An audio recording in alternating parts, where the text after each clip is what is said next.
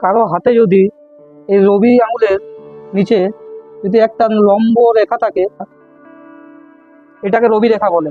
যদি এই রেখাটি কারো হাতে স্পষ্ট কাটাকুটি বিহীন যদি থাকে, তাহলে এটি বোঝায় এটি উচ্চ পদে একটি চাকরি, সেটা সরকারি হোক বা বেসরকারি হোক, যে কোনো জায়গায় ভালো পদে একটি চাকরি এটা নির্দেশ করে। এবং মান সম্মান খ্যাতি প্রতিষ্ঠা এগুলো জাতক পেয়ে থাকে, জাতক বা জাতিকারা পেয়ে থাকে।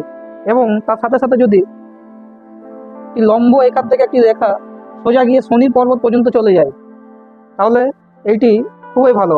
এই দুটি রেখার মধ্যে যদি একটি রেখা কারো হাতে বিদ্যমান থাকে, তাহলে কর্মক্ষেত্রের জন্য ভালো, মান সম্মান প্রতিষ্ঠা এবং ভাগ্য উন্নতি এটা বোঝায়।